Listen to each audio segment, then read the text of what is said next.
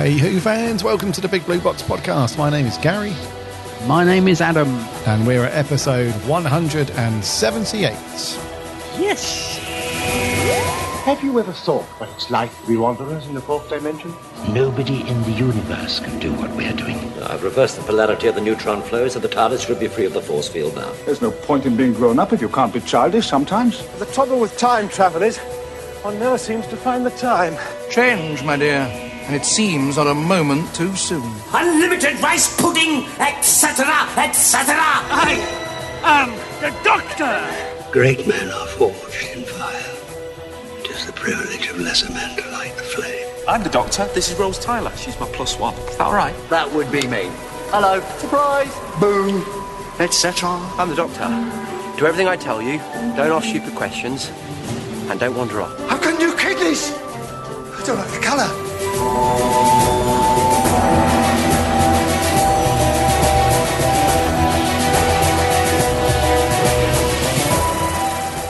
Howdy, howdy do, Who fans. Welcome to 178. Hope you've all had a cracking week and that you've managed to do something Doctor Who related. Yeah, hope you have. It's a bit quiet out there at the moment. Quiet. The silence is among us. Yes, oh, don't say that. Got any marks on your arms? No, I'm good. You're good. Yeah, so if you've had a cracking week, thank you very much for all the comments. We've seemed to have an influx of cool stuff coming in over the last week. Had some really cool couple of reviews drop in iTunes, which is lovely. Thank you so much for that.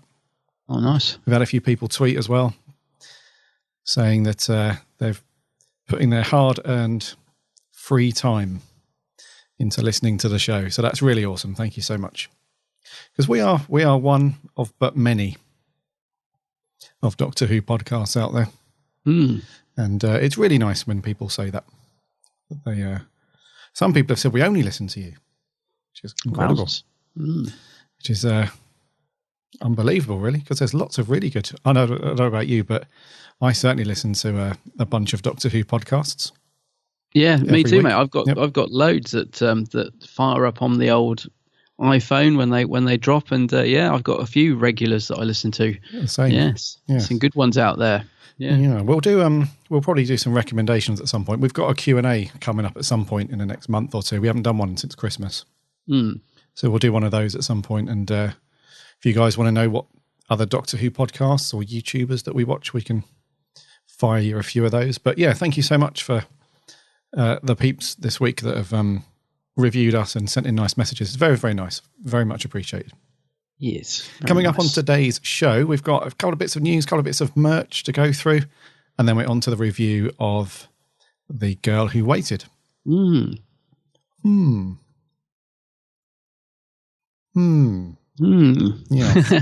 Yeah, it's interesting. I'm looking forward to hearing what you think of that one. Indeed. So Series 6, we've been shying away from Series 6. I can't imagine why, but it is Series 6, isn't it? Yeah. Yeah. So we've finally done one from Series 6. Finally. Yeah. Yeah.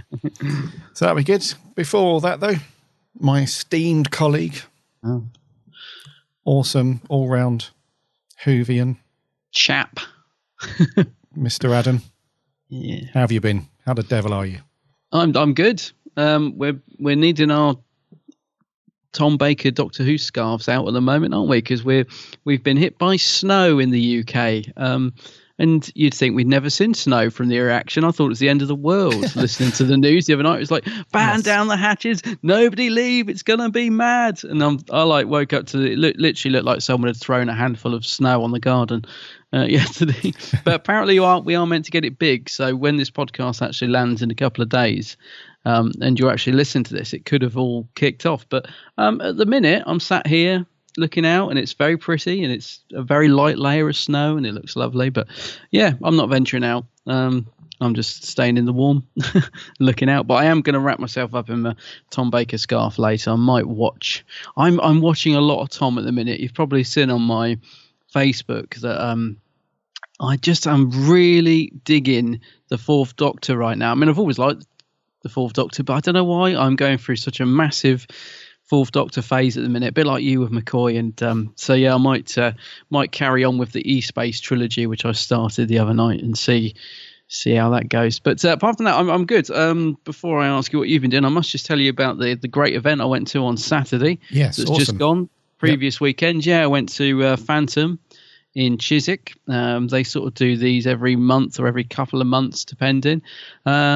I remember saying to you, like, the guest list was okay for this one, but it was a really great day. Met with the usual suspects that I see there every time, and we had a brilliant hangout.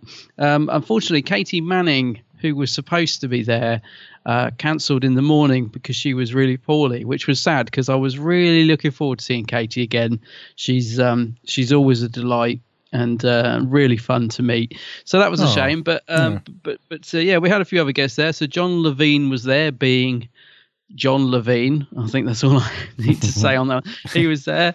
I haven't seen him do a Phantom before, or for quite some time. I mean, he may have done them before, but it's the first time I personally have seen him at the Chiswick Church Hall where they hold it. So that was cool. I got to meet Omega himself. Oh, cool. Yeah. Now, I don't know, is it Stephen or Stephen Thorne? I'm never sure when people spell it with PH. So Omega. Anyway, I met him, and also he played Azal, didn't he, in the Daemons? Now, yes. Yep. I decided to get 2 pictures signed because I love both those characters. So I got a picture of Omega and a picture of Azal. And let's just say he was a man of very few words. He wasn't rude. He was perfectly nice, but he also wasn't very engaging either. So I put the 2 pictures in front of him. He signed them, and I said, 2 iconic characters from 2 great stories there. Mm-hmm. And he just went, "Yep." That was it. Can I get a picture? Yes. And that was it. So not the most chattier people, but very friendly and nice. I got a nice picture with him, and I'm very pleased with the autographs. Actually, they look great. The pictures signed. I met Fiona Walker from Silver Nemesis. Lady Pain Thought or something like that. Yeah, something. I haven't watched Silver Nemesis for a while. But anyway, she was there. She was very nice. She said she really enjoyed making it, and she wished she had pushed the part further. She said, I don't know quite what you remember that, but she was saying she sort of reined it in a bit, and she wished she'd gone a bit more crazy with the part. From what I remember, I haven't watched Silver Nemesis for a while, but I thought she did go a bit crazy in it, but I don't know. But she was very nice. Victoria, now how do you say her name? Victoria Burgoyne, isn't it? From Sharda. She was in Sharda, so I got her. Right. Yep. She's very nice. Yep. And finally, George Layton, who actually, he was in the Space Pirates, but the reason I wanted to meet him was because he was in Minder, which is a really old TV show, which I absolutely love. And he was a great character in it. Mm-hmm. Yeah. And I was just really pleased to meet him because I like his character from that. So, yeah, so it was a good day, actually. It's a shame that Katie couldn't make it. Hopefully she's feeling better. But as I said, just great to hang out. And, of course, we went for a few drinks afterwards, as is now, a given. And it was really cool. Yeah.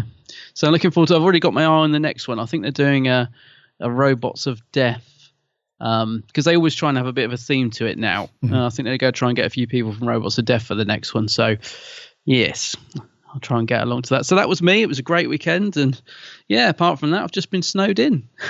What about you, mate? What have you been up to? I've been up to very little, mate, compared to you. No? Yeah, no events for me. No, nothing of that nature. I've just been, very quietly tucked away. No Who Shop visits or things through the post? No, well, I'm in East London this weekend, whether I'll get to the Who Shop or not. You know you will. I don't know. You will. You know you will. Probably, yes. But it's not guaranteed at the moment. I still need to do my stealth picture. I will do that at some point. Run into the Who Shop, get out the big old-fashioned huge camera on the tripod with the bulb the bulb, yeah. And then run out again. So I'll try and get that done. But no, very, very quiet. And the snow's coming down fairly thick here. I'm based in Bedfordshire in the UK. And Bedfordshire. Mm-hmm. And the snow's coming down. It stopped at the moment. We've got a little break. The sun's out, but it's clouding over again now, and I can feel another I can feel something big's Yeah. coming. Yeah, we're going to get it here. Actually, you saying, sorry, just going through the shops there and talking about Who Shop and FP and that. You just reminded me, actually, I'm not very happy with FP at the moment. Oh. No, I'm not, because I ordered the new Doctor Who T-shirt. You know, the new logo design one that they announced the day it was released and all that. Yep. Right. So I pre-ordered it. I was right there at the beginning. And it's still waiting to be dispatched. And I thought, well, that's odd, because if you look on their website, it's showing as in stock. So maybe it's the size I've ordered is out of stock. So I go and check it. No, the size I ordered. So in other words, if I was to order it again now, it's showing as in stock. But if I go into my account, it says awaiting stock, awaiting information from our supplier. And I was like, well, what the blimmin' X going on? Because if I was to just place a new order, it'd be in stock and dispatched. So I've emailed them saying, can you have a look at your system, because it seems to be giving two different answers here, and I'm still waiting. Because Adam, our good friend Adam, the Otmahovian, he actually went into the store before Phantom on Saturday and bought it, and it looks really nice, the actual thing, because going by the online image, I thought, yeah, it looks okay. It looks really nice. It's a really nice T-shirt. So I'm just getting a bit annoyed. I'm thinking, come on, guys, pull your finger out. It's been, how long is it? It's got to be a week or so since that was announced, isn't it? At least. So, yeah. And it's always annoying, isn't it, when you've ordered something and then someone else gets it? Because I saw a few people tweeting as well saying, oh, my new T-shirt's arrived, hooray. And I was like, just, sat there with my thumbs, rattling. So, so I'm not very happy with FP at the minute. It's just as I was thinking they were starting to get better as well. Because they haven't been too bad. Remember when we first started doing the podcast, the amount of trouble I was having with orders, and then they have been a lot better of late. But no, this could be the undoing. Do you know what? When I first saw that, when the BBC released the new branding and everything, and then we immediately got that link over to Forbidden Planet for the T-shirts. The first thing that came into my head was, well, they're not going to be ready for now.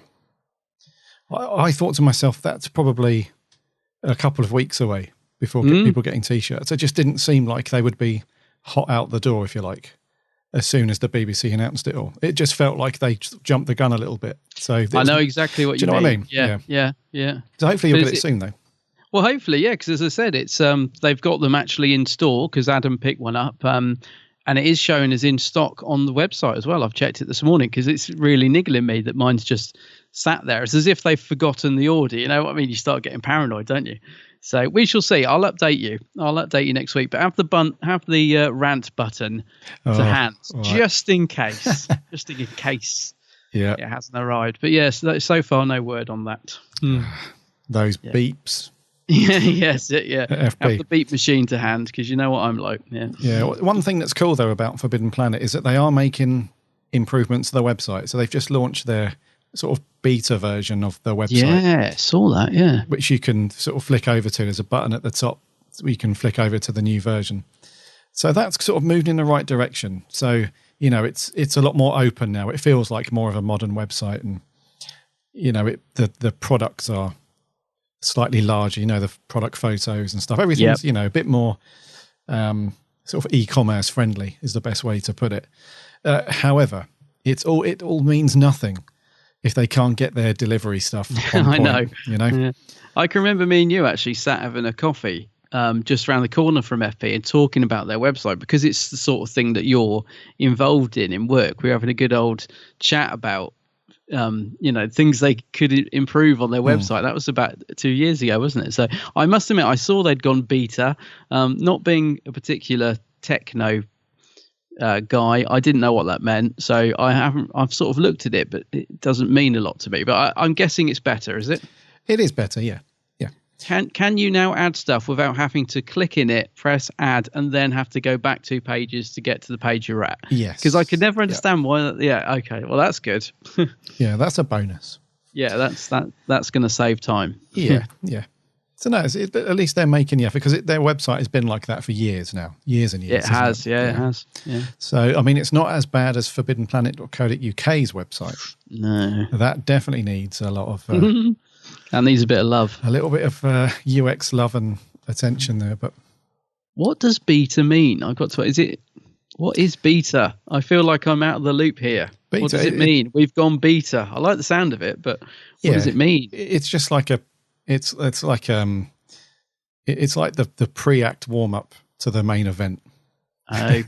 Is the best way to describe it. It's like getting it out there to get eyes on it and people to experience it, gather a bit of feedback, make a few little tweaks, and then launch it properly. I guess you. Right. Yes. I like it. Like it. I like where you're going, lads. Yeah. So, other than that, I've been up to zilch. Oh, no. One thing I did get, which, I can't wait. I can't freaking wait. Did you see it? Because I know you did, because you pre-ordered it too. The Special Weapons Dalek from Robert Harrop. Oh, yes. Come on. Yes, I know. And it looks great. And it moves as well. Moves. They put a little joint in the middle and he moves. I know. You've ordered it, have you? Of course, yeah. Yeah. Straight in. Oh, nice one, mate. Yeah, nice one. Somebody on the Doctor Who merchandise page said they're down to, I don't know how they know this. They're like, I've just ordered mine and they've only got 39 left. And I was like, where does it tell you that? Because it's not the first time I've seen somebody say that. I don't even know if that's true, so don't take it as given. But good on you, mate. Because I tell you what, I was in there straight away as well. I was like, that is an absolute must. Yes. Yeah, so can't wait for that. It says allow 8 weeks, doesn't it? So yeah. But that is going to be a good day when he arrives. Yeah, absolutely. Because we first saw a like the mold, didn't we? Without and it was, right. and it wasn't painted. It was just that. And even that looked amazing, didn't it? Yeah. So the shape and the mold you could tell was like bang on, screen accurate. But what color is the mold? Is it like a clay terracotta? I would say clay color. Yeah, grayish sort of color. Yeah. And even then we got excited, didn't we? We were like, oh, that looks amazing. But when I saw the update come through the email from Robert Harrop, I was like, crikey, Moses. That looks bang on. So I think I pre-ordered it within like a minute of the email coming through. Just straight on pre-ordered. Yeah. And awesome. I was going to say, it's a little bit more than I was expecting. But I like you, I said as soon as I saw it, I don't care. I'm going to get it because I know it'll be some silly price on eBay as soon as they sell out. They're making 250, aren't they? So it's not a massive run. 250. Did you get? I was going to say, when you sign up as well, I think if you sign up to their email address, you get like 10% off as well, which obviously makes a big difference. So that's all good. I saw also the merchandise site are doing. They've got a code to get 25% off certain figures. And I must admit, I've really had to resist adding 2 more because I was thinking that is such a good offer. But I did because he was a little bit more than I was expecting. But that's excellent. I can't wait for us to get him. Yeah, it's going to be amazing because it goes back to that thing that sort of my New Year's resolution, if you like, where stuff you really want. Only getting the bits that really catch the eye and stuff. And he's absolutely, encapsulates that saying. So can't wait for him.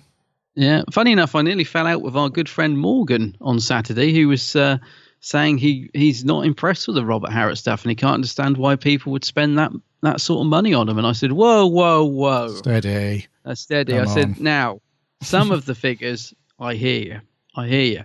But they have got so good, I think, over time. And we've said this before. The Doctor figures, yes, they don't look great, but my God, the other stuff does look amazing. And this is definitely a must-have. The Sea Devil that we've now both got, I think, is my favourite of the lot. I mean, that is just one of my favourite things I own. So, I think for the money, I actually think they're very good. Yeah. Nice, lovely hand-painted things. I'll tell you what I do want to get, sorry, just before we move on, is the Eagle Moss have done a figure of the Wirren from Ark in Space. How do you say it? Yep. And I finally got to see the actual thing on Saturday. Someone at the convention got one. And he seems to have sold out really quick because I pre-ordered him, but he's still showing us out of stock. So I don't know what's happening, but that looks really nice as well. And nice. I think he's about 20 quid. So if you can find that anywhere, I mean, good luck. But if you can find one, that's a good purchase as well. I'm sort of scouring eBay at the minute, but they're about 25 to 40 quid at the minute. I'm thinking, no, I'm not paying that. Wowzers. but he does look nice. Yeah, does look good. Cool. Yeah, it's nice to see some decent merch out there. It is. Yeah. Yeah. Absolutely. After our little dry spell. Yes, and some consistent merch as well. We'll come on to something to do with that in the merch area, but yeah, it's good to see. Quality merch. Yeah. Okie dokie. No more waffle. Nope. It's time to land. Do some news. Bit of news.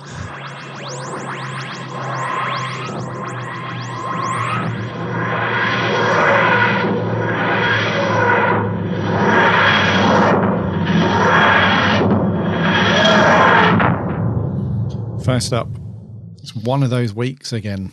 I know. Where we have to start with some sad news. Sad news, yeah. Peter Miles. You will know him from a couple of Who stories, most notably Genesis of the Daleks. Mm-hmm. Played the awesome scientists. Is it Nyder? Nyder, yeah. Has sadly left us, has passed away at the age of 89. He's always been one of those very popular supporting cast characters in Who. Because Genesis is such a well-known and well-loved story. You know, for a while, when they were selling the DVDs of that, they had the little sticker on there that said, voted the most popular Doctor Who. You know? Yeah. So Genesis has always been viewed by so many people, and it's liked by a large selection of classic Who fans. So Nyder's always been, because he played such a fantastic character in that story. He's so memorable in it, isn't he? Brilliant. Yeah. So obviously he does, you know, he's in the minds of a lot of people because so many people have seen him in Genesis. But it's very sad. And he was also in, what else was he in? Silurians. The Silurians, yep. And a couple of Blake 7. Yes, episodes, he was. wasn't he? Yes, that's right.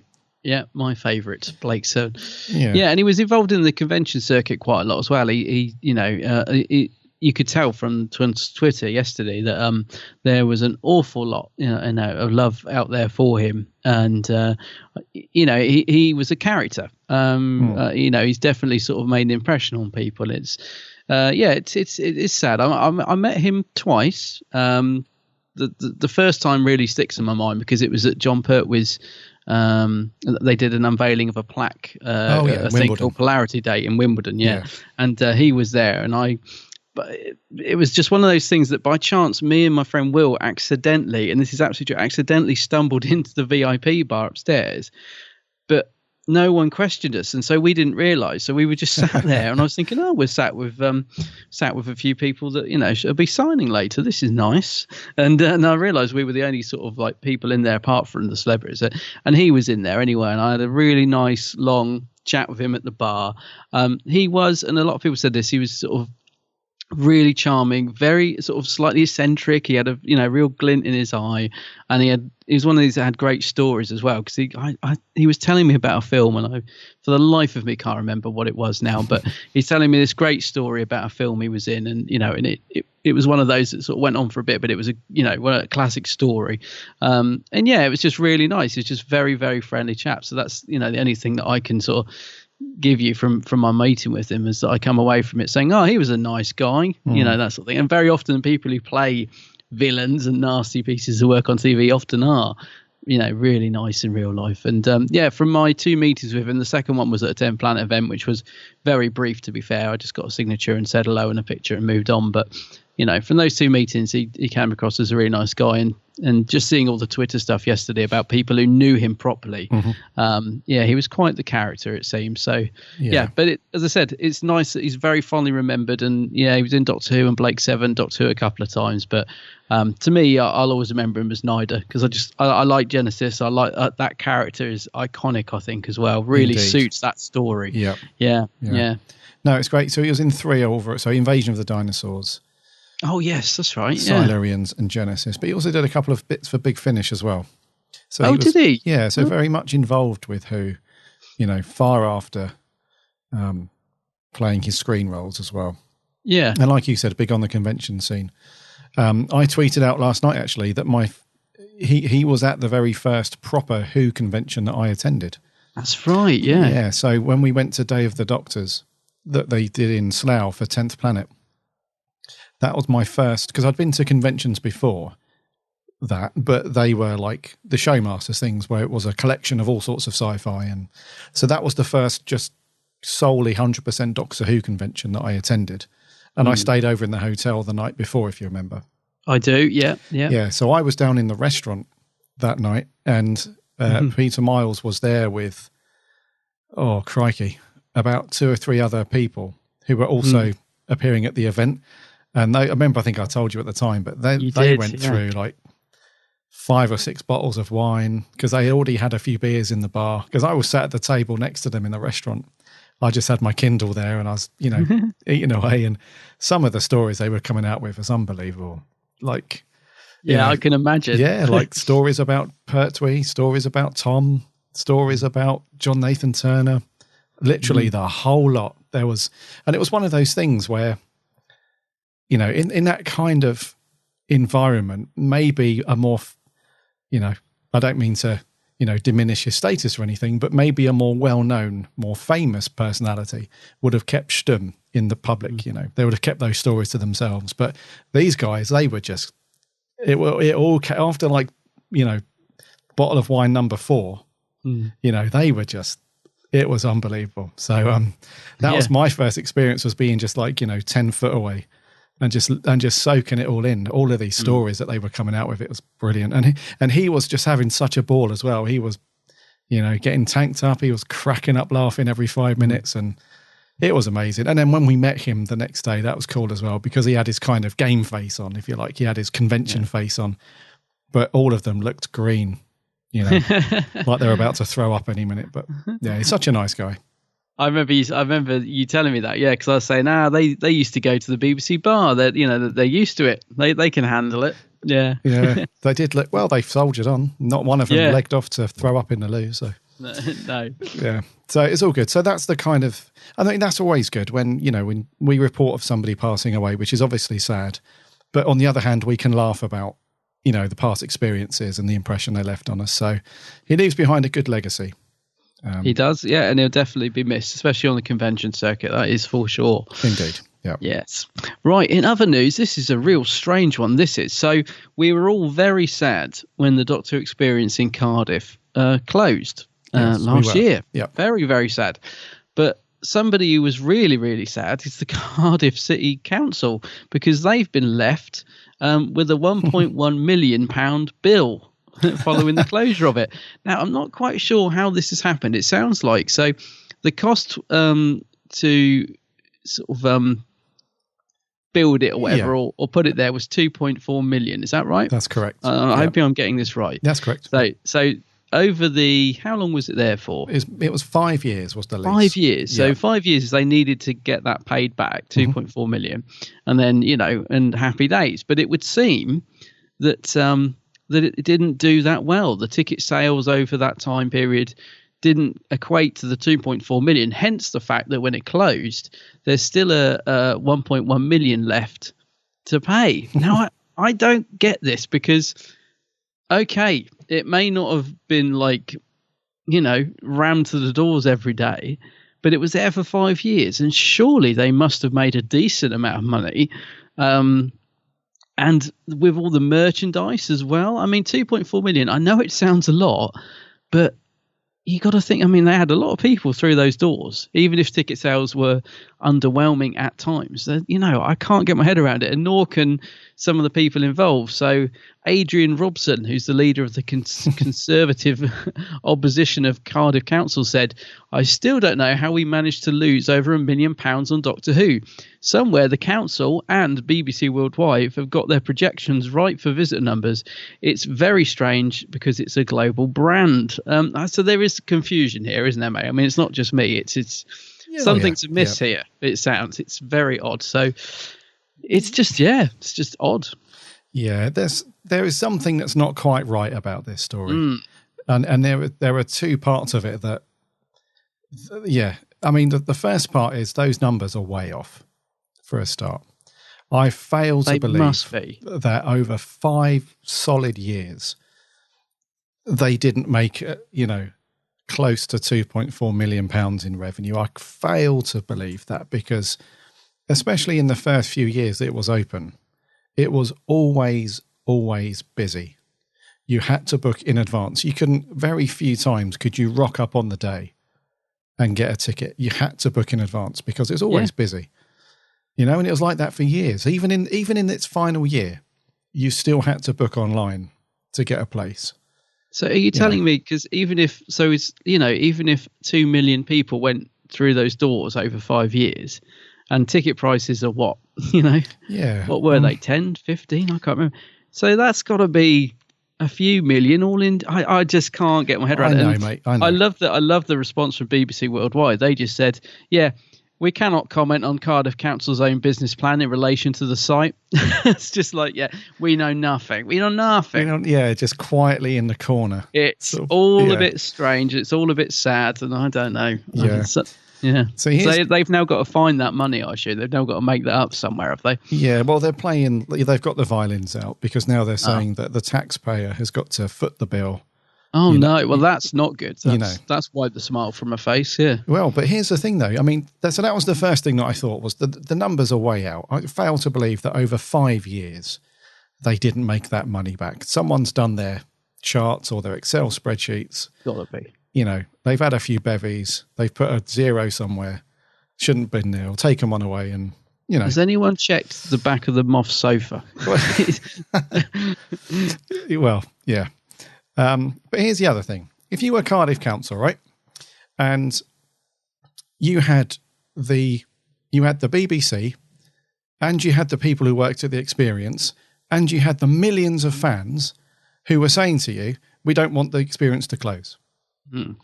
Keep it open. If you worked at the council and you were like, right, let me just get this straight. We need to make an extra £1 million. We've got the BBC, we've got the workers, and we've got millions of fans saying that, or hundreds of thousands of fans saying we should keep it open. Why don't we just, give them the lease for a further year? That gives us a fighting chance of then making that £1 million back. Yeah. Surely if you worked at the council and you had someone from finance saying, boss, the Experience has not, given us the bacon. We're £1 million short. What are we going to do? Let's stay open for another year or just close it. Surely you just leave it open and just let the money come in. I know. I just can't get my head around the whole situation. I really can't, especially with the new series coming up and a new Doctor and, so much hype for it. It seems to me like they've, the horse has bolted too soon, really. They should have just, I'm sure there are reasons. There'll be somebody out there that will know, but I'm sure there are reasons, but it does seem crazy. But I just can't believe that 2.4 million. I know it's a lot of money, but 5 years and all those people, it's off, mate. It's got to be. Yeah. Even people like you and I who are not, we have no degrees in business and all that kind of stuff. You can still see that it just doesn't add up. It doesn't make any sense. But yeah, I fail to see how Cardiff Council are now playing a sob story. And like, you lot are now going to have to foot the bill because of Doctor Who and all the rest of it. It's like, hold on a minute. You were happy when it was pulling in millions of people into Cardiff and boosting tourism. Now you've closed it. You've got no one to blame. Yeah. And well, poor old taxpayers going to get it as well. That's not good, actually. Yeah. I've just got this vision of the Moth sat under a palm tree on an island with a great big tequila sunrise going, cheers. Just wads of cash around it. What happened to that money? No, I'm joking, Stephen. Yeah. We know you listen. Also, just lastly, to touch on what you said, with the new series of Doctor Who coming through, that would have been the perfect time to market the Experience as well, if they'd have kept it open. Because one thing that we've seen, when we've seen Jodie Whittaker out on location and we've seen her making so much time for fans, a lot of that fan base has been young girls, which is what you would expect. Now we've got a female Doctor and so on. So if you can imagine, the thousands of young female Doctor Who fans, punching their parents in the arm every 5 minutes. When we go into the Doctor Who Experience? When we go into the Doctor Who Experience? That would have been a whole new generation of fans to go to the Experience and for Cardiff to get their £1 million back. Absolutely. Yeah. But it's just so annoying. So annoying. But we tried, the whole situation's annoying. Yeah. We did try. There were petitions to keep it open and it was, Anyway, if anything, if we get any updates on that, we'll let you know. But it's a strange story, that is. Yeah, indeed. Anyways, our metal friend, he's been I can see his little lights flashing through the door. Yeah, let's get him in. Merch corner. Merch corner. Merch corner. I don't know whether to be impressed or disgusted. It's a bit rubbish, but it's pretty. It's very pretty. Oh dear, oh dear, oh dear. I was ready to really launch into this, but things have changed. Go on. Oh dear, oh dear. Oh dear. The Blu-ray steelbooks that have become very popular of late, since they relaunched Series 1 and 2 on the format, have been very well received. You and I have pre-ordered those and lapped it up. It's been awesome because they do look amazing on the shelf. They are beautiful. Brilliant. And if they've been a little bit pricey, we've both said they're worth it. They're like a premium product. Indeed. A beautiful thing to have on your shelf. Yeah. Absolutely. So we were more than excited when we got word that Series 3 had been announced. As It's a great series as well. I love Series 3. Yeah. So Blu-ray Steelbook, Series 3, we were rubbing our hands together. Then we clicked the link, had a look at the artwork.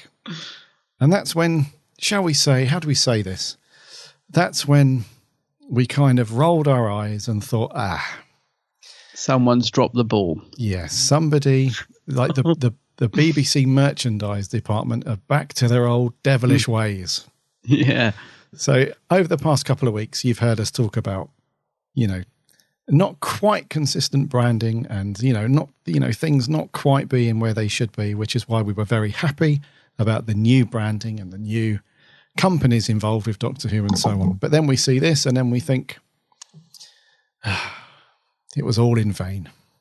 Yeah. So the artwork, am I correct in saying that the previous two series were done by Lee Binding? Lee Binding did the previous two. Yes. Beautiful steelbooks, yes. Yes, absolutely beautiful, as you say. He's not involved in this one. No. And when he's not involved, it clearly all goes to beep. Because we've got, first of all, the artwork itself isn't that great, because what they've done is they've obviously hired somebody to create the artwork in the style of Lee Binding's artwork, which is never going to work because it just looks, as you can see, it just looks like somebody's trying to copy the style. But you could never do it as well as Lee Binding did the first two.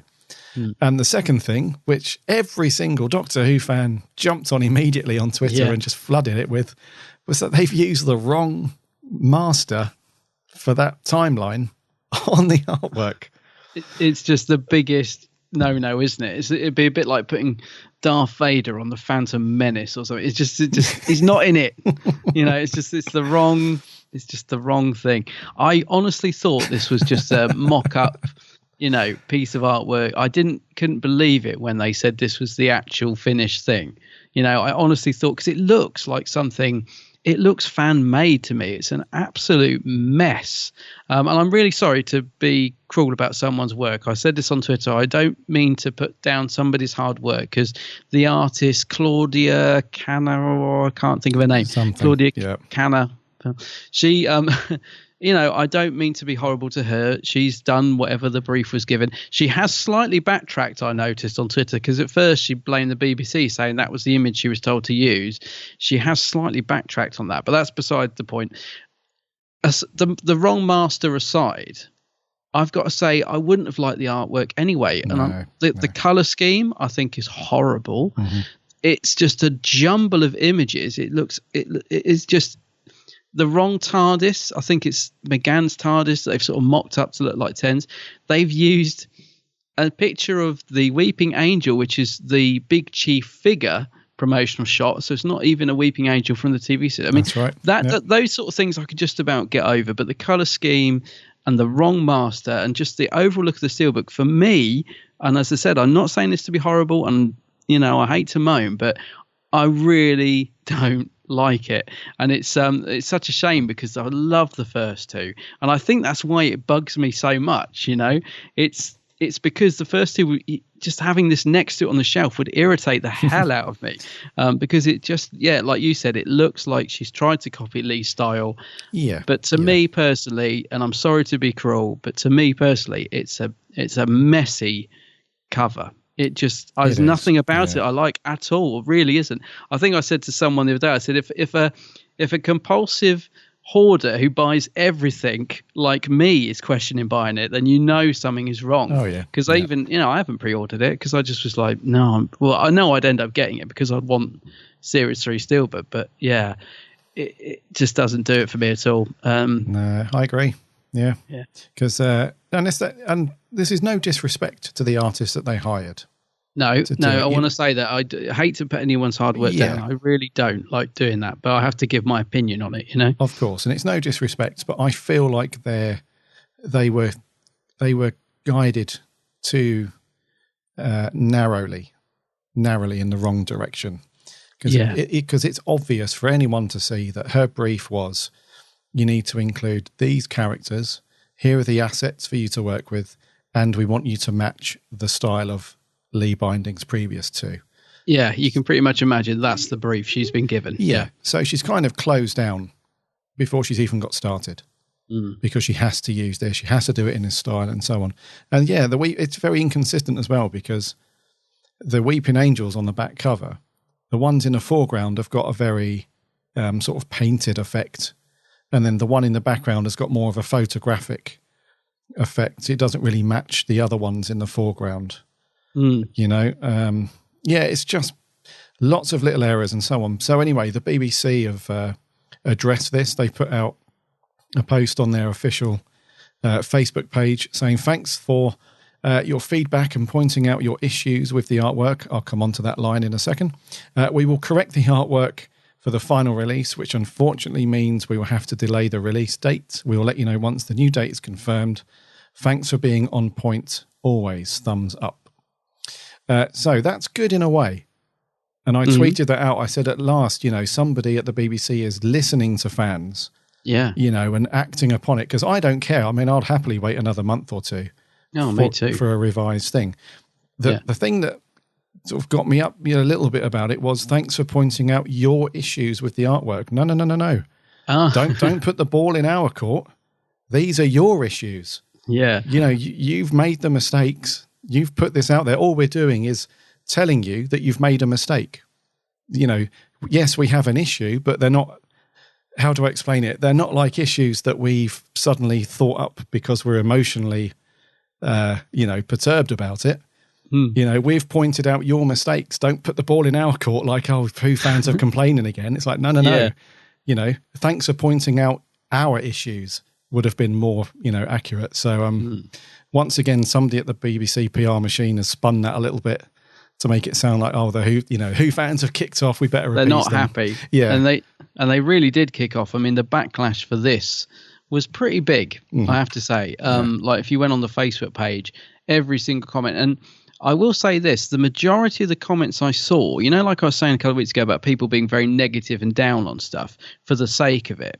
Yes, the comments I was seeing on the whole were quite, bordering on polite is what I'm trying to say. They weren't being nasty. They were just saying, look, guys, this is a premium product. You've got this wrong. I won't be buying it. And they weren't, it didn't seem just like people moaning for the sake of it. It was that people were genuinely, like myself, quite unhappy about it because they wanted to buy it, but they weren't happy to buy it as it was.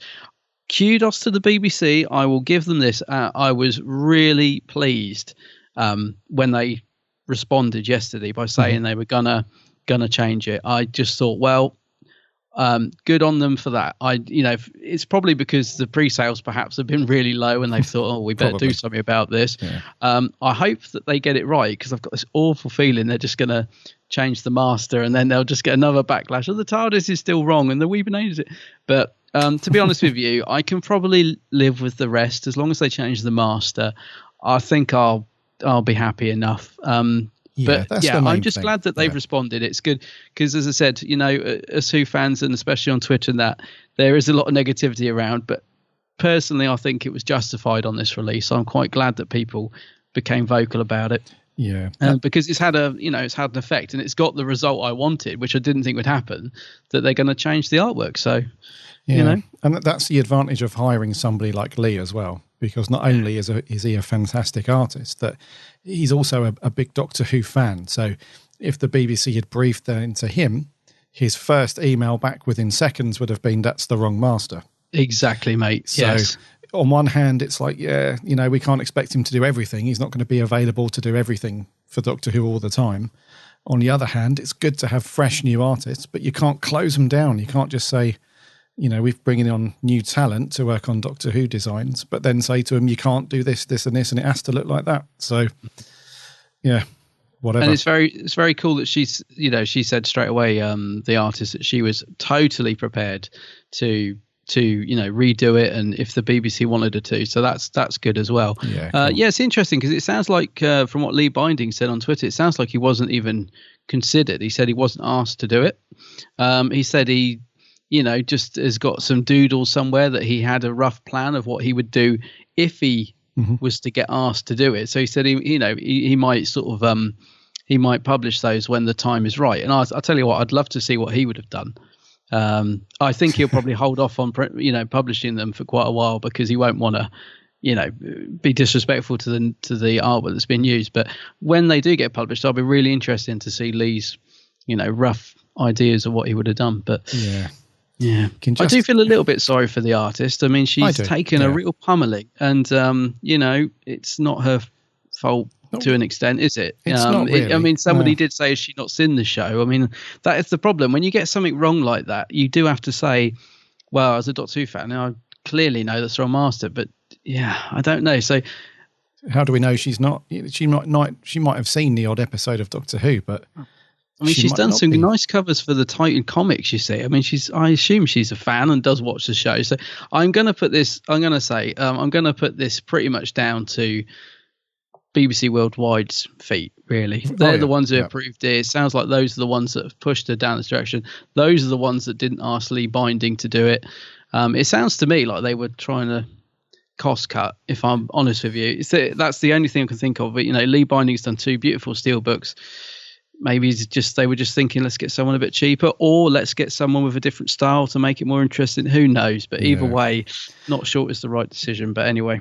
Yeah, because I bet in a little tiny way, Lee's sort of sitting there thinking, this is what happens when you don't get me involved, because surely that must have crossed the BBC or their minds a little bit. They must have thought, I should have got Lee on this. We wouldn't have had all this if we'd have just hired Lee.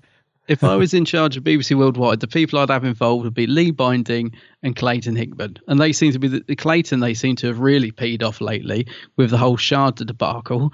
And Lee Binding, they've now not used it. I don't know, but those 2 guys, if you want to get stuff right, they're you guys. There you guys. I'll tell you what, Will Brooks is all right as well. Will Brooks, another good one. He knows his Who inside out. So that's his stuff. Yeah. Anyways, chapter read, lesson learnt. Yeah, so we'll update you on the release date, because it's obviously going back. I'm not too bothered. I'm in no rush for it. I'd rather have it right. Yeah. Well, we're waiting for that to be released. So there's some lovely Target novelizations coming out. Cool. 5 new issues, and these look lovely, actually. They, again, though, did come under fire for the artwork, because they have used images from different episodes. They don't bother me so much on these. I don't know about you, mate. Like, the rose on the book Rose is from series 2. It's not from stuff like that. So again, it will annoy some people that they've used the wrong artwork. I think Tennant on the Christmas Invasion's from the End of Time, so that's bizarre, but I think the artwork looks quite good. I can go with this. So the new book's coming out is City of Death by James Goss, The Day of the Doctor by Stephen Moffat himself, Twice Upon a Time by Paul Cornell, which I think is rather interesting. Rose by Russell T. Davies. Yes, glorious. And The Christmas Invasion by Jenny T. Colgan. So there's 5 new books coming out. When are they out? It's quite soon, isn't it? Around April time. Yep. Around April time. Yep. April the 5th. What do you think of the artwork, mate? Does it bother you that they've messed up a little bit, or do you think they look nice? Well, I'm not going to be too bothered about this one, and I'll tell you why. Because I know some listeners will be thinking, hold on a minute, you can't complain about the accuracy on the steelbook. I know, but they're not. And I'll tell you why it doesn't bother me so much on these Target books, because if you're going to say, well, they've used this image from this series or whatever, the whole thing just falls apart anyway, because they've used the classic Doctor Who logo for modern Doctor Who stories. Yeah. So the whole thing is not really The concrete. whole thing is wrong. Yeah. I keep thinking back to the original Revenge of the Cyberman VHS with the wrong. We had like an Earthshock Cyberman or something. You know, I know these things happen, but something about but it doesn't bother me at all. I think it's because I actually like the artwork itself on these. Yeah. Are you going to be getting all of these? Because I think they're really nice titles to have. I think that the stories they've chosen to go with are really good. Yeah, well, we'll be getting these as for review copies from BBC Books. Oh, right. So we'll have a flick through, we'll have a glance through and give you some thoughts back on what we think to them. But from what I can see so far, especially I mean, like you, I'm excited that RTD's back and is writing for Who, which is awesome. We heard from the Moff when we did the, when we went to the Day of the Doctor screening, and he was talking about him writing the novelisation of this, so we know about that. But also Paul Cornell and James Goss, really good writers for Who. I don't know too much about Jenny Colgan. No, I must admit I don't either, actually, but excited anyway. So but the covers are really nice. I'm so glad that they've stuck with the old style Target design, and they haven't tried to redo anything there. It does look very, very cool. It does. I'm really intrigued to see what Paul Cornell does with Twice Upon a Time, actually, because it was such a weak storyline. I'm hoping he can work a bit of Cornell magic on that and bring it up to being quite a good story. Yeah. So I'm quite intrigued by that one. But yeah, it's great to have Russell T back doing a novelisation of Rose. That's very exciting. I can't wait for that. I'm really looking forward to that. I must just say, actually, before we move on, there is a fantastic signing happening for these books at Forbidden Planet on Friday the 13th of April between 6 and 7. They have got all the authors there, apparently. I find this incredible. So if you can get there, Jenny Colgan's there, Paul Cornell's there, Russell T Davies is there, James Goss is there, Stephen Moffat is there, all in Forbidden Planet signing the book. So if you buy all 5, apparently you get a free poster as well. I think that's incredible to have the Moffat and just the Moffat and Russell in the same room and with those guys. So if anybody can get to that event, that's the London Megastore of Forbidden Planet on the 13th. It's an easy date to remember as well, isn't it? Friday the 13th. And it's job done as well. I mean, I've got no hesitation in, bagging all 5 of them. So absolutely, mate. Me bring too. on the poster. Yeah. Absolutely awesome stuff. So thanks very much to our tin friend. He's already gone. I don't know why I say that. No, he's gone, yeah. He buggers off after he just slams it down. And he don't hang around, does he? No. That's news and merch done and dusted. It's time for our review. Yeah.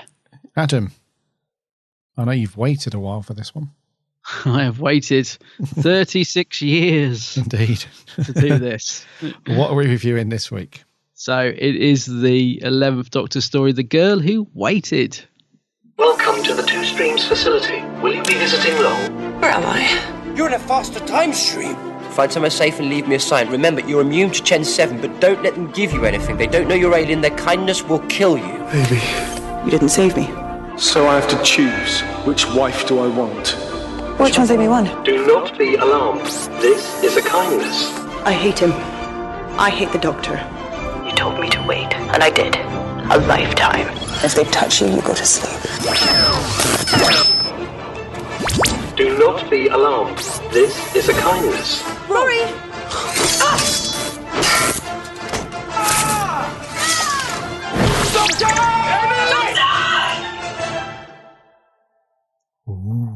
Oh, Murray's music going full pelt there. Full pelt, yes. Yeah. In 7-3. In 7-4, sorry, not 4-4. What?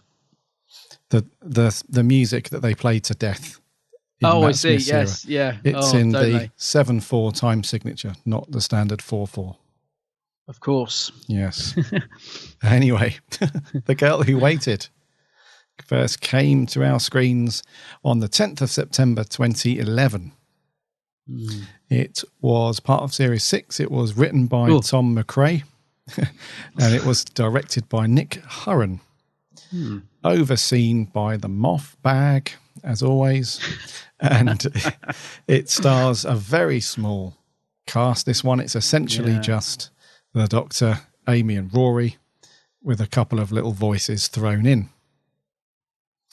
So, and the story is the Doctor wanted to take Amy and Rory to what he described as the very clement planet of Yeah, I can't remember how he says it. Appalapa. It's another one of those, isn't he? Yeah. Appalapusha.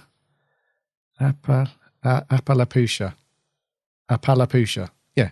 Appalapusha. Something like that. Let's go with that. But yes, but when they get there, it's very evident that they're not going to see much of the picturesque planet because they land in just this solid white room. Rory and the Doctor go through one door.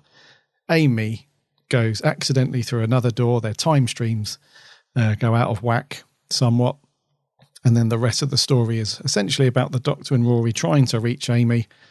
Time is moving what they feel is a normal pace, whereas Amy's aged, was it 36 years before they find her? Years, yeah. So she's had to survive these the hand bots that have been wandering around trying to quote unquote cure Amy from potential sickness, but because they don't know of her DNA structure, if they were to administer anything, it would kill her. So she's been surviving in the underground section of the Cardiff Millennium Building.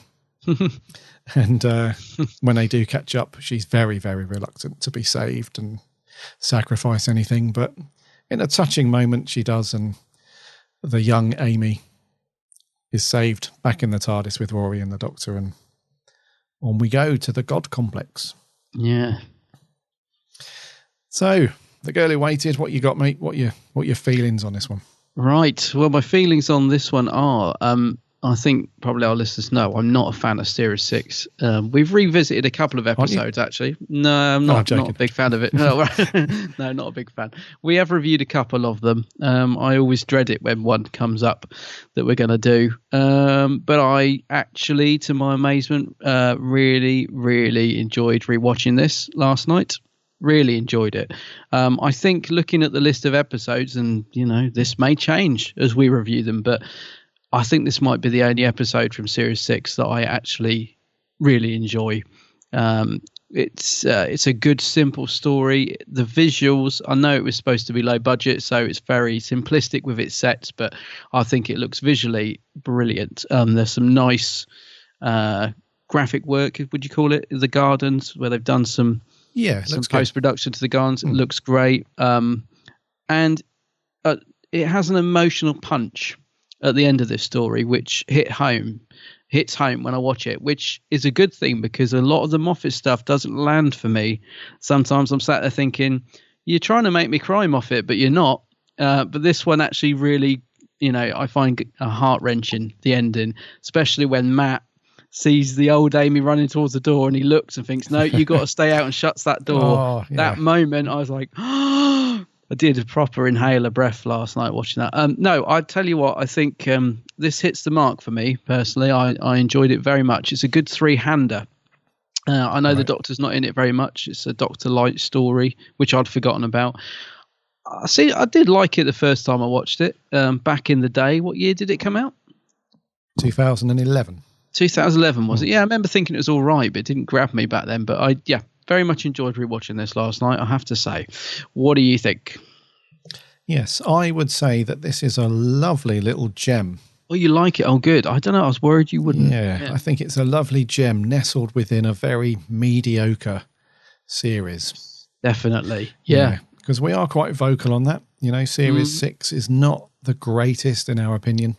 I hardly ever watch it. Yeah. It's a bit like our Series 9. It's a bit like, So yeah, I mean, it's just one of those episodes where it just kind of works from start to finish for me. And we have some lovely interactions as well. And it's one of those I think for me, the reason why I like it so much is because the performances really sell what's going on. I don't think I've ever seen Arthur Darvill really, emotionally go for it like he does in this story. I mean, there are a couple of others where he is quite emotional, but this one, he's really going for it. And so is Karen Gillan. They're really sort of acting their socks off, if you like, because they've been given such a good script, it seems. So it is a good script. Yeah. So the premise is very simple. They haven't tried to overcomplicate things. With other stories, especially from series 7, actually, where they had the potential to be just good, solid stories. The Moth normally throws in a timey-wimey spanner, and we end up going across, big story arcs and stuff a bit unnecessarily at times. Whereas this one, it's just a really cool little story that's not, shrouded in bad special effects, and it's not collapsing under the weight of any big story arcs or anything. It's just a good, solid, emotional story, which is why I like it. And I think you're right about that, because it is pretty much a three-hander with the three main cast. They are really pushed to the limits in terms of their performance, aren't they? So they are given so much more meat on the bone to work with, and they all step up to the plate. I mean, I actually thought they are working so well together, these three actors, and we get to see a lot of potential that we didn't get to see in other stories. I mean, they really do, like you said, sell the story to us. Whereas I think sometimes I keep thinking back to the Dalek one we reviewed recently, Asylum of the Daleks, where Amy and Rory start having this emotional scene in the middle of, the Dalek sewer, and it doesn't even compare to the writing in this, where they're having an emotional scene together. It's so much more believable. I think one of the reasons I enjoyed it so much last night as well is because the Amy Rory relationship is so unevenly written, and you sometimes think, I always feel a bit sorry for Rory, because Amy seems to sort of be after the Doctor for the whole of series 5, and then series 7 they've apparently getting a divorce. It's so all over the place. In this story, we get to see how much those two characters love each other, and it's not done in a soppy, soap opera way. It's done in a very emotional, hard hitting way of that Rory's got to make the choice. And the humor in this, I'll tell you what, there are some really funny moments in this story which I completely took me by surprise, because I don't remember laughing so much the first time I watched it, but I think it's more Rory gets a lot of the humour to do. But there are some great moments between Rory and the Doctor in this.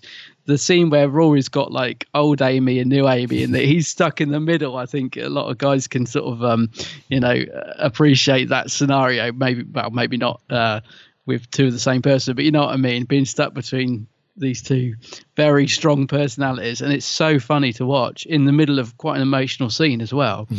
It's as I said, a fantastic script by Tom McRae, and it's just it's performed beautifully. I think the cast are fantastic in it. They're really, really good. It's great stuff, isn't it? Visually good as well, isn't it? Like the white rooms, very simple. Just keeps it simple, and then you go into the garden, and love that sort of almost Alice in Wonderland type. The trees are all done in this funny shapes, and it's really cool. It looks really good, actually. And I think simplicity is the key to this story, because if you try to do too much, it takes away the focus of the emotional aspect of the characters, which is why having the simple storyline without any big time, because there is a timey-wimey aspect to it, and that's just at the heart of the pacing, really, which is the two time streams get divided, and then it's about the Doctor and Rory kind of catching up to her time stream and trying to rescue her. But then ultimately the Doctor realising that they couldn't be two Amys. That is such a good scene. This kind of paradox. So he's kind of lied to Rory in a way. Yeah. And then when it comes to the crunch, he's like, look, we can't have both. You got to choose one or the other. So in a way, yes, it is timey-wimey, but that's just the core of the plot, and the story. It doesn't get too timey-wimey in the respect that something happens and then you think, where are we?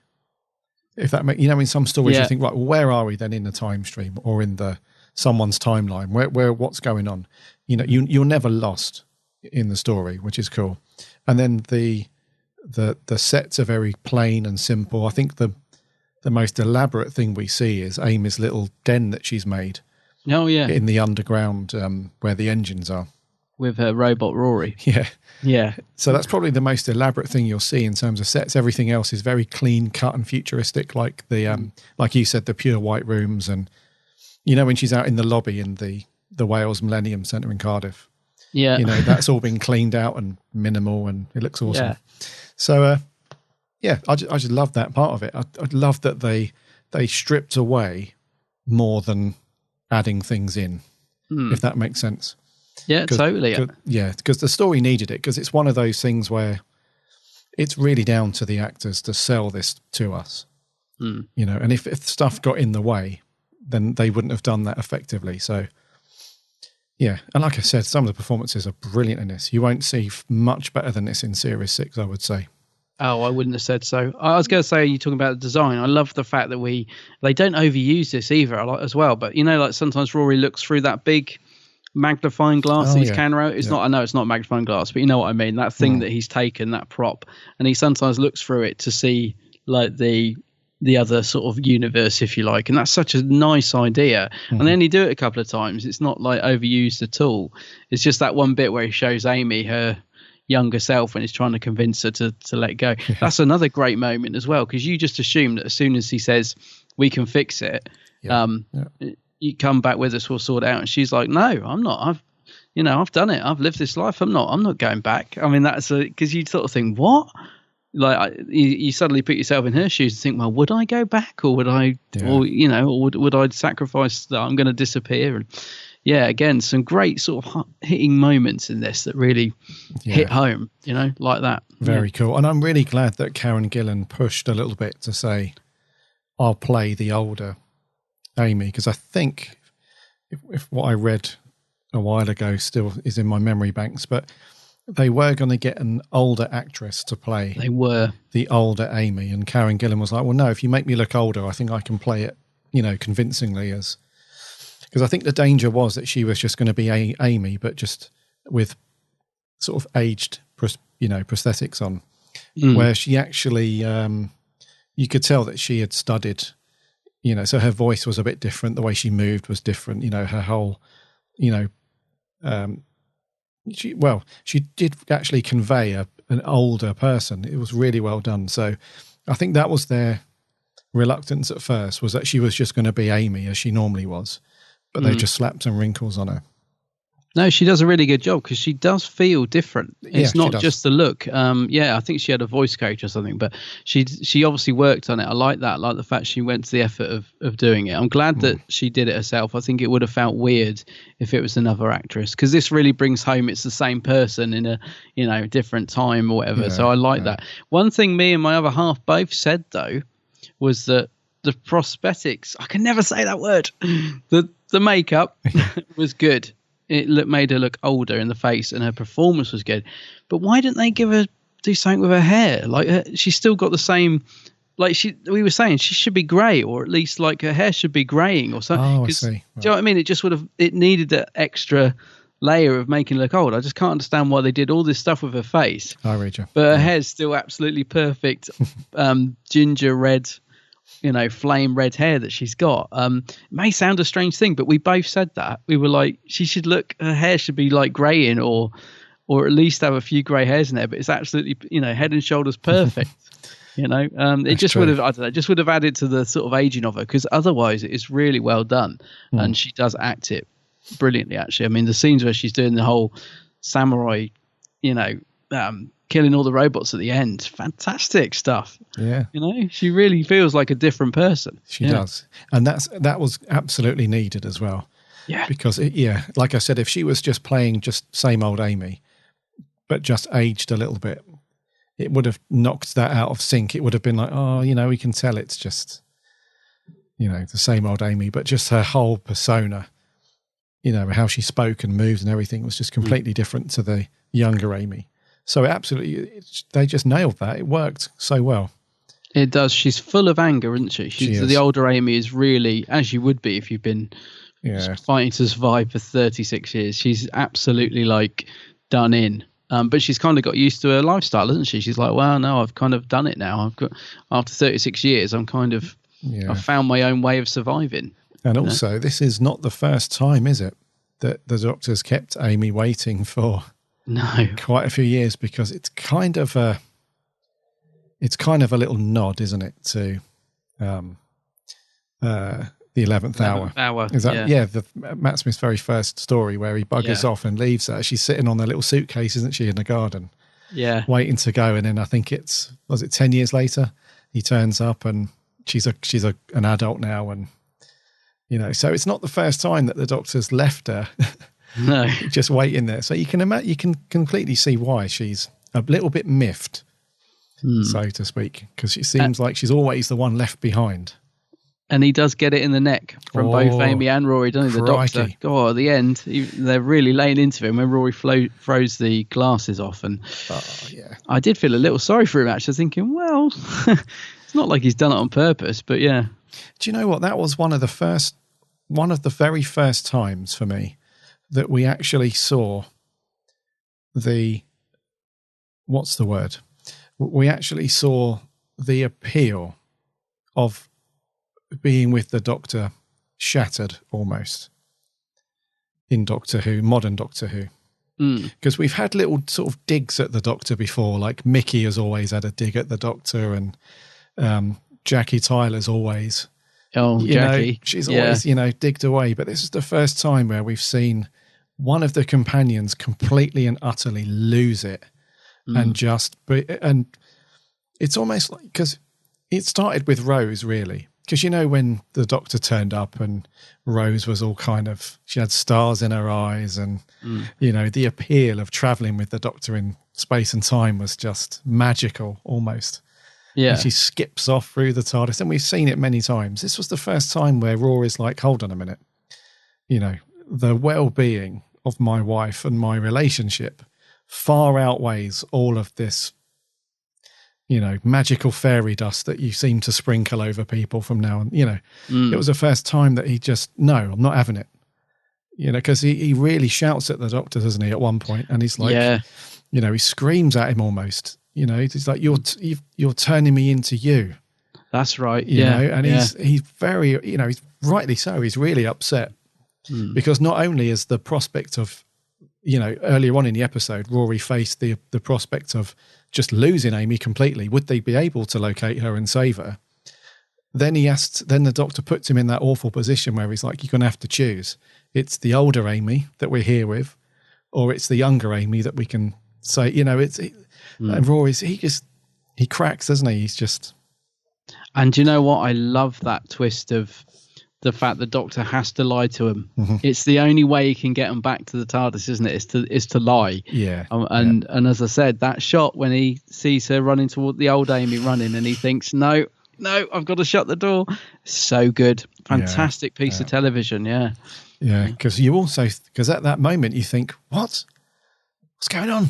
Yeah. Why would the Doctor do that? And then it's his face, isn't it? I mean, it's the way Matt Smith plays that scene. You could see everything going through his mind, can't you? You can just see it in his eyes. He's thinking, I really don't want to do this. I really don't want to do it, but I've got to do it.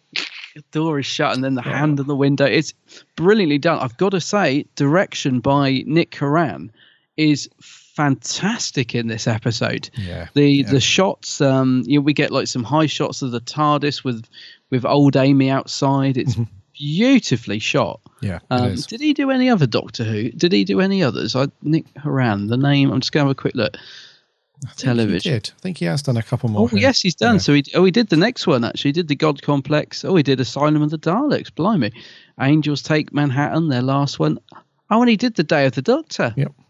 Blimey. So he has done, well, you can see why. Day of the Doctor is a very good direction as well. But yeah, I just thought the shots he got in this were beautiful, considering the minimal sets they were working with. And like you said, they're using Cardiff Millennium Centre, which is quite a obvious looking location. He manages to make it look different. So yeah, very nicely directed. Yeah. He done a couple of things for Sherlock as well, didn't he?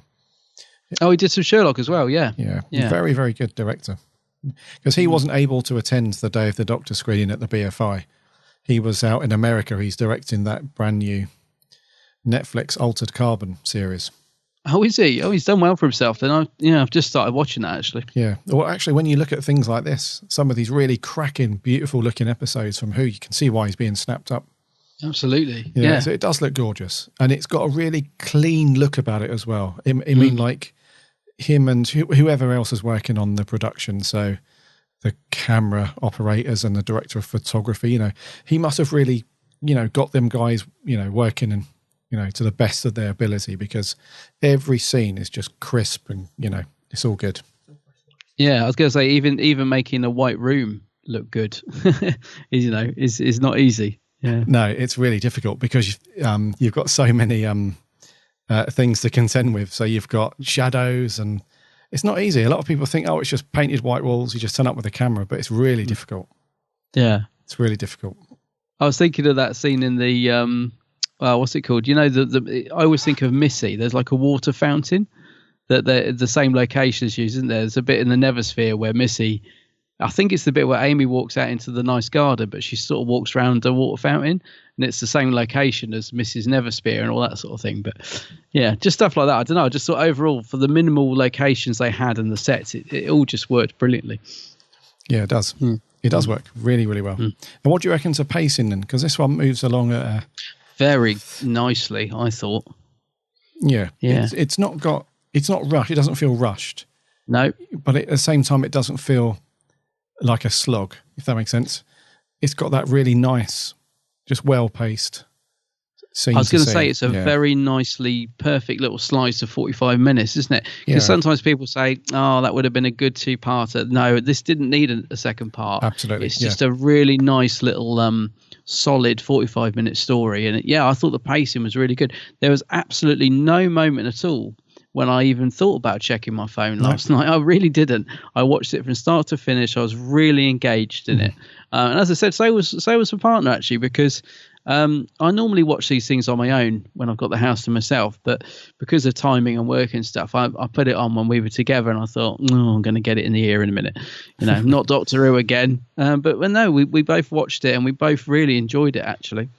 So yeah, I'm the same. But again, the pacing, I think, was part of that. Yeah, absolutely. Not once did I reach for my phone and it's not checking Twitter or Instagram or anything. It was But there was no lull in the episode at all, is there? I think because the beginning, first sort of 5 to 10 minutes, you're asking yourself what's going on. Because I love it when they do that in Doctor Who, where they've come up with this concept that it's a very simple thing. They press the top button, she presses the bottom button. The end up in totally different rooms. I love stuff like that. Where someone's thought of something clever that's really simple. So for the first 10 minutes, I was totally engrossed in it because I haven't watched this for a long time. I was sort of roughly remembered the story, but I just was totally engrossed by the whole thing. Yeah. No, me too. What did you think because like I said, it's a very small cast in this one, and there isn't a kind of villain or monster, so to speak, is there in this one? There's no sort of, horrific looking monster or alien that's playing the baddie, but we do have these robots, don't we, that are littered throughout the complex. The handbots. What do you think to this? Because it's always really interesting when you have a faceless kind of monster or something in Who, and I think they played on that a little bit, because as soon as you put a face to something, when we saw Amy's android that she had captured and drew a face on, it immediately becomes cute. Yeah, it did. Do you know what I mean? But when you don't have a face on it, it's like, are they evil? Are they good? Are they bad? So what did you think to those? Because I thought they worked reasonably well. Yeah, I did, because like you said, they're actually trying to do a good thing because they're supposed to be cleansing the place or whatever. And so they're not actually a bad guy, but obviously you don't want to get stung by one, by whatever they're doing. So again, it's nice. It's something different that this threat in the episode is a genuine threat, but it's not because they're trying to take over the world or do something else. It's just because they're actually trying to save it. So that is a lovely twist. The design of them, I suppose, fits the episode because they are very simple, aren't they? They've got they're just a white robot, like you said, no features, nothing. It's cool when they're faces opened up, though. Completely forgotten about that. Yeah, like when he it's like I don't know what it is. It's like a gun in the middle of his face or something. Completely forgotten about that. So when it first did it in the episode last night, I was like, whoa, that looks really good. That is a really nice effect. It didn't look dated. It was a cool design. Slightly reminded me of the Demogorgons, actually, from Stranger Things, this sort of, face that opened up. So that was really cool. It just added a nice something to a otherwise very plain looking robot, I thought. Yeah. And the voices are quite creepy. They remind me a bit of the Vok robots from Robots of Death, This is a kindness. This is a kindness. It's very sort of like that sort of genteel voice, but also slightly unnerving, I know what you mean. And it's interesting you mentioned the Demogorgon from Stranger Things, because I thought of that as well, because the way it opens up and you've got the needles, it looks like around the edge and stuff. It very much looks like that. Very cool. It looks a bit horrific as well, though. It looks a bit like, bloody hell. You wouldn't want to mess with it. No. So yeah, I quite like those handbots. I think they've got that best of both worlds, where you don't have to put a face to something for it to be fairly menacing or creepy. And at the same time, it can be that if it needs to be. So for the most part, when they've just got their hand up and it's like, this is a kindness, you think, oh, that's not too much of a threat, because they outrun them fairly easy. And, and Rory managed to he takes one of them out by smashing a bloody painting over it. That's the only bit where I thought that was a bit weak. That's the only, if I had to pick one tiny little niggle, I don't know if it's the way it's shot or whatever, but that's a little bit, because it's so papery, isn't it? The picture, he smashes over its head and it just dies. I thought, that was a bit too. I probably would have cut that, if I'm honest. But anyway, because Amy's clearly hardened up a bit in those 36 years, because she's taken the hands off the one that she's got as a pet, and she's like, I've disarmed it, ha ha ha, and he's got no hands at all. So that's quite savage. But again, I love it because it shows that she's really had to toughen up and for her own survival and stuff. I love what the suit they've given her as well. She looks proper. It looks like it's thrown together, but it also looks really cool. Her sort of warrior outfit. I really like that. Yeah, it looks cool, actually. It does have that, because you mentioned earlier, she's got this sort of samurai thing going on. Battle guard, yeah. Yeah, so it's cool that she's developed her own kind of armor and she's found a sword and so on. It's cool that she's...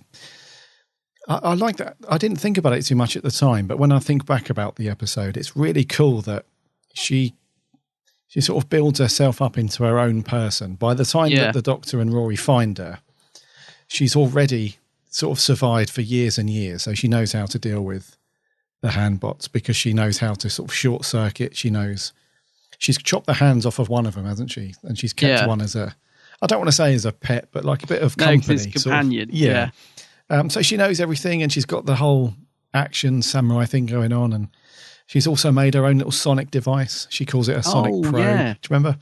Yeah, because that's another nice bit of humour, isn't it? The Doctor's like, what is it? She's like, it's a probe. Oh, all right then, probe. And so much good humour in this story. Yeah. So I like the fact that when we do finally catch up to her, she's grown into her own person. She's self-sufficient. She's a bit of a badass. And then when they catch up to her, like, right, we found you, we're off. She's like, no. You don't just turn up and whisk me away. I waited for you. You didn't show. So, I mean, that's really the thing about this. It's really a showcase about Amy's character, really. The whole thing is just showcasing just how strong of a person she is. But at the same time, just how in love with Rory she is. That's what I really like about it, because I find a lot of the stories with Amy and Rory, they're almost written as if she's settled for him. As if, he's not really the man I imagined I'd end up with, but I like him anyway. There's always this sort of underlying feeling that she's never, that she's sort of made do with Rory a lot of the time. Whereas this episode, I like it because it really brings home that they genuinely belong together, if you know what I mean. It seems that you see the love between the two characters, which I think is sometimes not there in a lot of stories, because, as I said, of some of the things that Amy, not Karen, Amy does, and this silly divorce thing in series 7 and stuff. But this is the first time where the relationship really feels real. I feel, I can really see why they're together, rather than having this sort of I've sort of settled for Rory sort of thing. Like he's, not good enough for her, but didn't want, couldn't get anyone else sort of thing. So I like that. I like the fact that we see this proper relationship between the two of them. Yeah. And that's exactly what I think was intended and comes across, because in some episodes, little things like that, they can get lost a little bit, which is what I said right at the beginning, where sometimes if you try and do too much or if you overcomplicate things, you do miss those little things. By keeping everything simple, you really focus in on the emotional side of things with those two. And sometimes it does feel like a little bit like Rose and Mickey. A little bit, yeah. With those two sometimes, where Rose was all over the Doctor and Mickey felt like a bit of a third wheel. Yeah. And sometimes it's the case with these two. Amy's all over, especially in series 5. Series 5, She's all over him. I don't like all that stuff. I know, yeah. And Rory's just a bit, this is great now. Sort of following around a bit like a sort of lost puppy, whereas, this two, they're both firing on all cylinders. It's a nice character piece, actually, for probably more for Amy, but for the two of them, I think. But, it's really nice that she gets time to shine, if you like. Because I think a lot of the episodes, Rory always gets humorous quips that he throws in, which are always good, and he always delivers them well. Amy often is grumpy in the episodes and just goes around moaning to the Doctor. So it's really nice that they get something, as I said earlier, a bit more meat on the bones, a really decent script from both to get involved with. Very, very, very cool. And I do like that as well, because sometimes it's all well and good having a character like Amy who's very strong and, a lot of the time she comes across like she doesn't really need Rory. He's there because she chooses to be. She doesn't need. Whereas in this one, you really feel like, Rory's her entire world.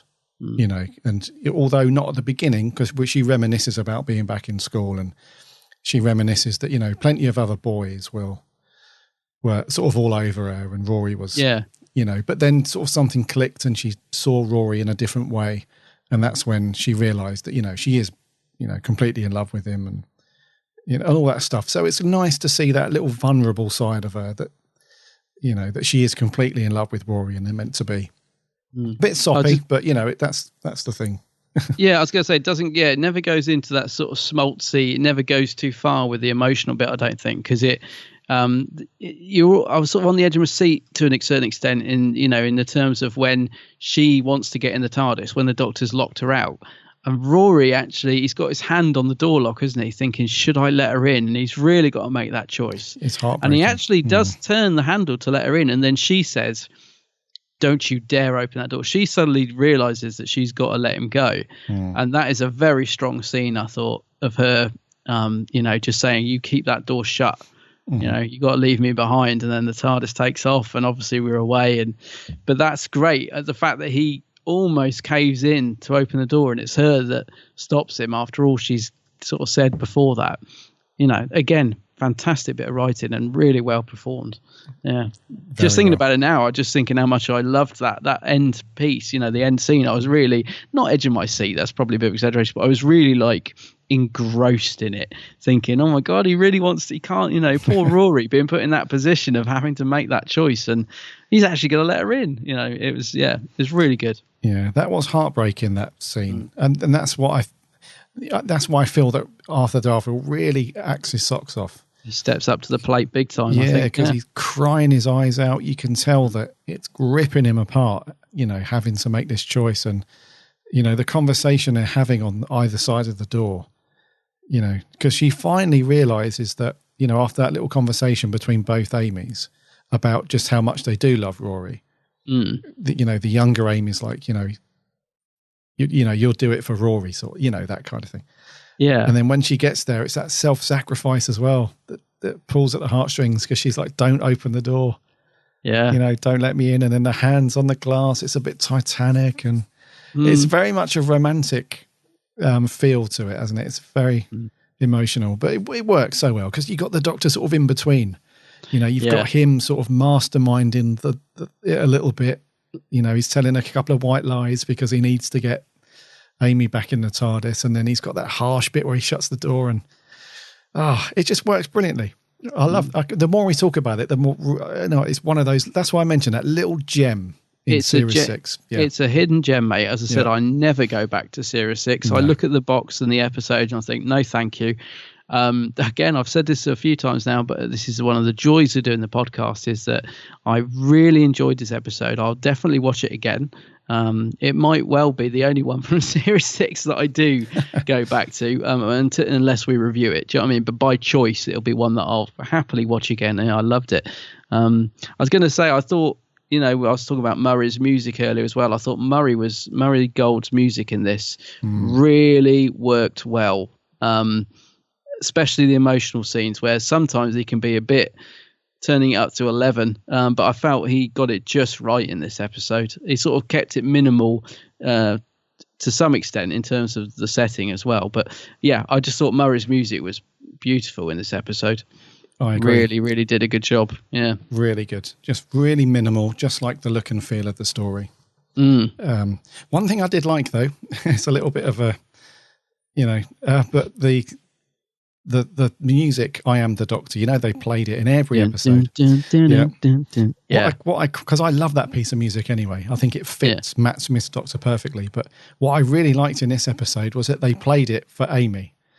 So the bit where, towards the end, where they decide, right, Rory did something. He ripped out the power cords and he's reconfigured them and stuff. And the Doctor said, right, you got 10 minutes to get back to the TARDIS. So Rory does that. And then something happens. There's, between the two Amys or something. And Rory says something like, oh, God, the wife and the wife. He's sort of trying to get his head around it. And then the handbots turn up. And then Bosch, a bit of action kicks in and they need to get back to the TARDIS. So I Am the Doctor, that music kicks in, but it's not for the Doctor. It's for Amy when she's wielding the sword and she's cutting down. Great, that bit. I love that they use that for her because, it's just a sort of little, a very subtle way of saying that Amy is, really doing it for this story. The centerpiece. Yeah. It's not all about the Doctor all the time. Sometimes someone else can, really sort of throw down, if you like, and get the job done. So I really liked it.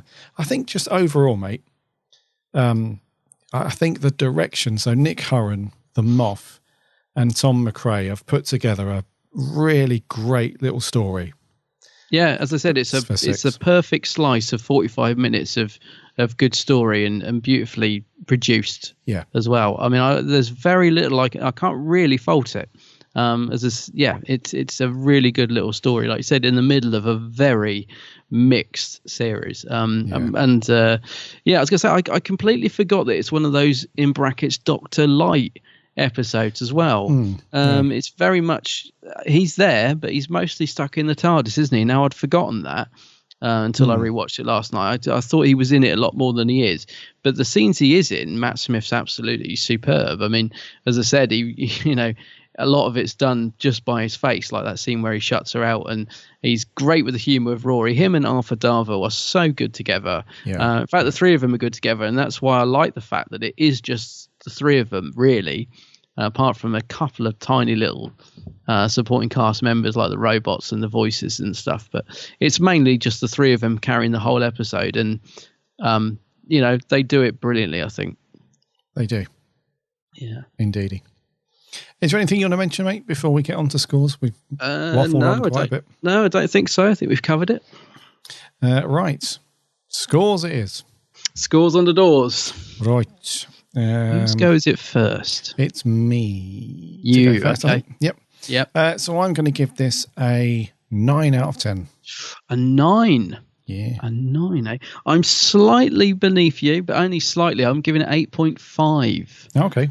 8.5. What was the 0.5 taken off for them? Or added? I don't know. Yeah, no, I was going to say it's not quite a 9. It's not a 10. I don't know. It's just a very enjoyable episode. It's I don't know. It's not a classic by any means. In my view, it's just a very good watch. Right. And I thought it was a very good story, but I wouldn't. It doesn't, for whatever reason, it doesn't have that 9 or 10 status for me. It's not an absolute classic, but yeah, I'd watch it again happily, and I will watch it again.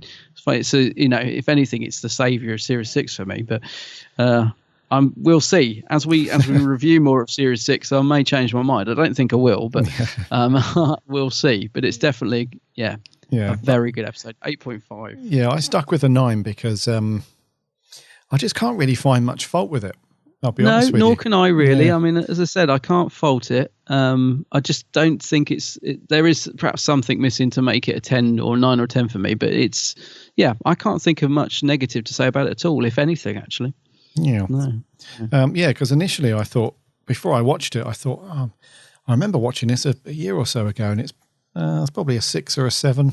Exactly what I thought. Yeah, I was expecting to be around a 6. I was expected to be around a 7. Actually, I remember thinking I liked it, but it wasn't great. Is how I remembered it. But it's a lot better than I remembered. Very good. What did our listeners think? Let's jump over to Twitter. We did our normal poll, and 83% said likey, and 17% said stinky. Stinky. Yes. 17 stinky people. Yes. And we had a few comments on Twitter itself. So Silent Nerd C137 said, underrated story, and what a performance from Karen and Arthur. You really get to see how much Rory loves Amy. Unfortunately, the 11th Doctor takes a back seat in this episode, but he rocks the green coat. Kind of wish he wore it more. Yes, I like the green coat. Yeah, he does rock it. 8 out of 10, did you give it? Yes. Thanks, Nathan. Moving on, Ben Moore. I love his Twitter name. Ben Moore is on Raxacora Fallopatorius. Very nice. Says, perfect. It highlights and expands Amy and Rory's relationship together with how that affects their own individual relationships with the Doctor. Yep. TARDISnet 66. This could have been brilliant. Has a great performance from Karen, and love how the Doctor becomes the villain of the story. However, it suffers from poor pacing, a boring villain which lacks any threat, and a real lack of creativity and world building which makes it dull. Oh my goodness. Oh dear, TARDISnet. Oh dear. Marcus Walker says, one of the most devastating New Who episodes, and also one of the most underappreciated, one of Matt Smith's best. 9 out of 10. Johnny Kilroy says it perfectly elaborates on Amy and Rory's relationship, which also, while also delivering a story that is brilliantly intriguing to watch. That combined with some very nice camera work and shots makes for a brilliant episode. 8.5. Okay, that's good. Same as me. Who else do we have here? TARDIS Files HQ says, I still think Bill Potts is the real girl who waited. Nevertheless, I find this story a fun watch and great performances by all the cast, especially Karen Gillan. Enjoy this one. 8 out of 10. Yeah, okay. Sarah Louise Baggett, the Whovian, running Whovian, says this one was far better than I remembered. Me too. I'm not a huge Amy fan, but Karen delivered the role well. It was also good to see some fiery passion in Rory, and Matt Smith portrayed a very humble Doctor. An engaging story. And delivered a good level of scariness, emotion, and intrigue. 8.5. Oh, excellent. Cheers, Sarah. Yes. Over on the Facebook page, Jeff Waddle says, simple story but memorable for the acting of everyone involved, especially KG. Just proves that an actor is limited to the script that they're given, and when the script is right, a good actor will shine with it. Matt Smith gives a cracking performance too, with the alienness of the Doctor, in that he has morals that are different from humans. Yeah. A wonderful contained story, probably the highlight of Series 6, 9 out of 10. Oh, nice. Yeah. Paul Villano says, brilliant. The only real opportunity Karen Gillan had to show her acting skills, and a gut-wrenching plot with a surprise and terrifying conclusion. 5 stars. 5 stars. She does shine in this. I agree. She really does. Yeah. Lewis Blackmore says this episode truly exemplifies just how good Karen Gillan really is. A really well-written story by Tom McRae with fantastic direction from Nick Hurren. However, I'm not a massive fan of the handbots and wouldn't really say they were much of a threat. He gives it 8.5. Okay. Kevin Mullen says a truly memorable story with a heartbreaking moral dilemma at its core. I think this is one of Karen's strongest stories and is a testament to her acting ability that she gives us essentially 2 different characters. Arthur and Matt are also on top form, and the direction, design and music are of the highest standard. I utterly love The Girl Who Waited and give it 9.217632 out of 10. I always love stuff like that. Very precise.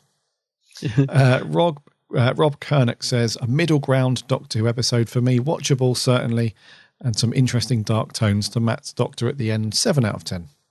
7 out of 10, okay. Sammy from Down Under says... Sammy?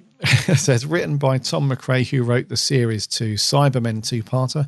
It's a good story, this one. Very emotional. If you're a big Amy and Rory fan, you'll be in floods of tears.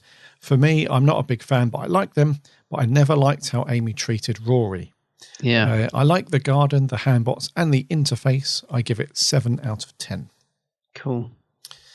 Let's have a look. Oh, talking of the interface, did you notice that she referenced another planet from Clom? Clom. Yes, I did notice that. Yeah. Disneyland on Clom. And it's what's her name? Imelda Staunton, isn't it? Yeah.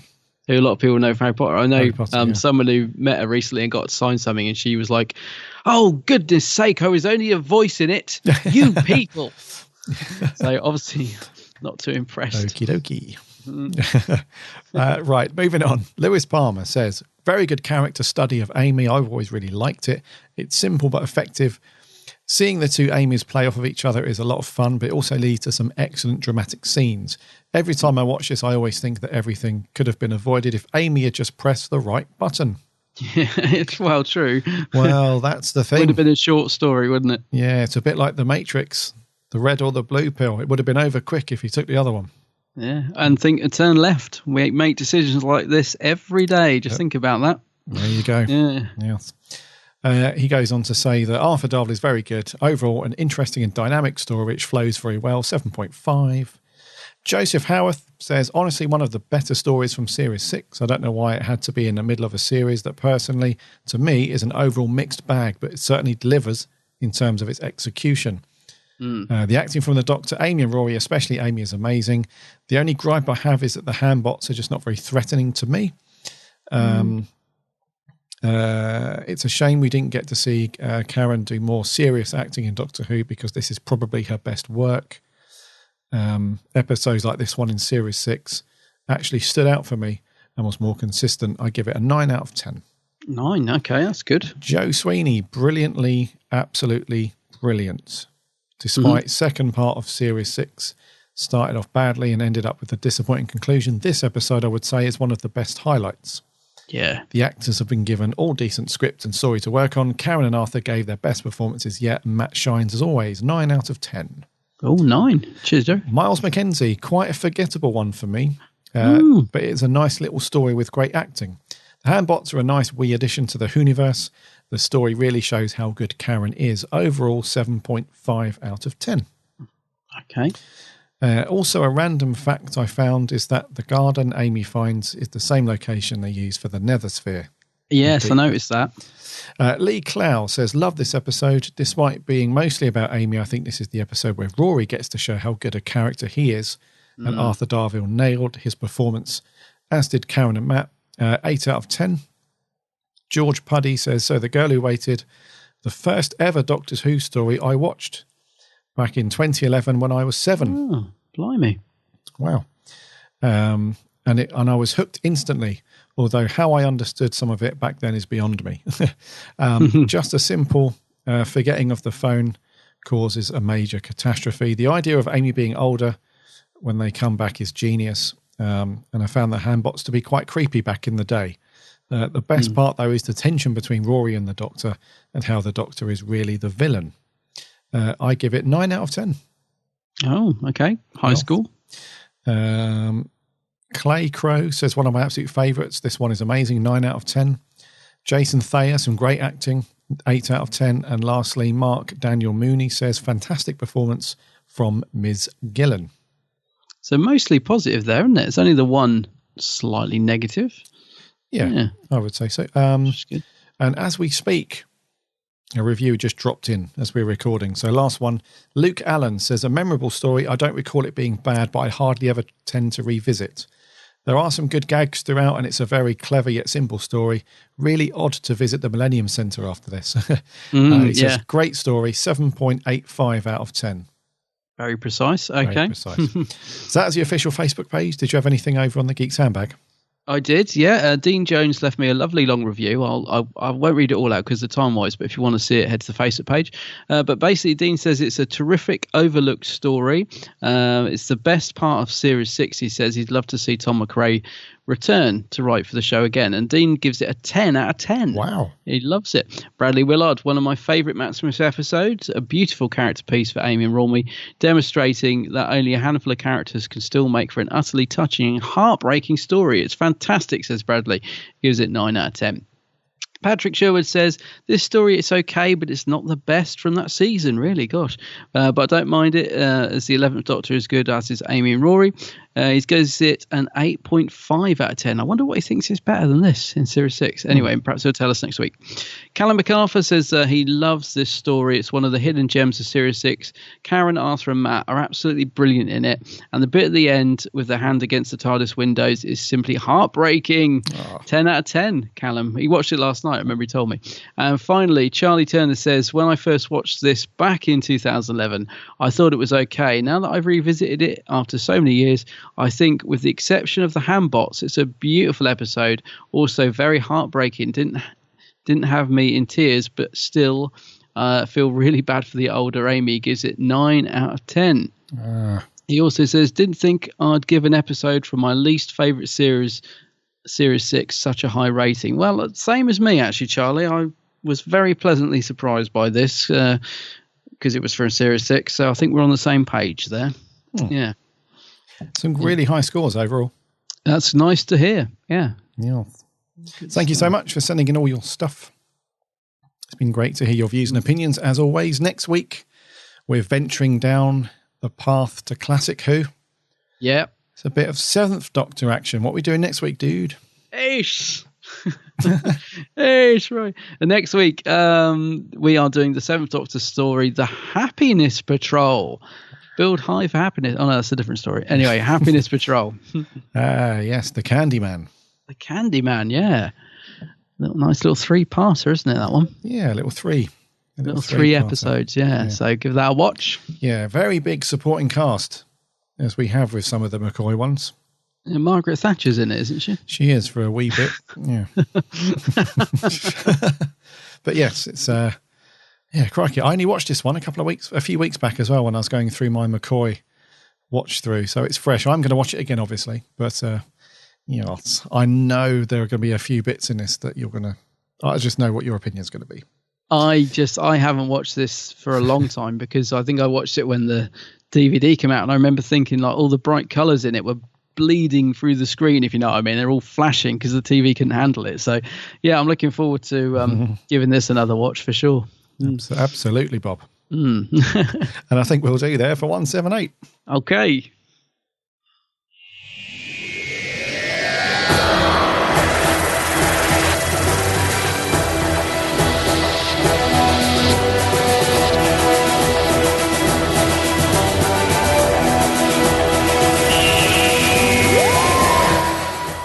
Thank you so much for sticking with us and listening through episode 178. It's been fantastic talking through all the Who stuff that's been going on in the Who-universe. Sad news about Peter Miles passing, but he does leave behind some fantastic characters for us to enjoy. Absolutely. Interesting news as well. We had a bit of a ranty show this one. I'm surprised the rant jingle didn't come out, but yeah, we had a bit of a ranty show. The epic fail on the season 3, on the series 3. You said it. Yeah. Where's the swear jar? Yeah. So the fail on there. Cardiff Council having a whinge when they could have done something about it, i.e. keep it open. And the target books for some of the modern stories look fantastic. So it's been great talking through that. And thank you so much for sending in your reviews and thoughts on The Girl Who Waited. Next week it's Classic Who, so get your dubs out. Give the Happiness Patrol a watch. It's only a 3-parter, so you can do that in the evening or before breakfast. Depending on what time you have breakfast. In the meantime, head over to our website, www.bigblueboxpodcast.co.uk. but you can listen to all of the previous shows on there. And it links off to all of our social networks where we chat lots of Who in between our Friday episodes. So give us a look, give us a follow or a like, etc. on all that stuff. Facebook, Instagram, Twitter, all that jazz. You can also find us on all the podcast directories, namely iTunes. That's the big one. So give us a subscribe on there so you never miss a show. And all the others as well. So just do a search for Big Blue Box Podcast and you'll find us. Remember to check out Adam's channel, The Geek's Handbag. Geek's Handbag. Geek's Handbag. The Geek's Handbag. Can we get your Geek's Handbag? Come and get your handbag. Plenty of geeks. Loads of awesome videos from Adam on there. Yeah, I must do some new ones. I'll do some soon. Yeah. So until next week for 179, my name's Gary. My name's Adam. And remember...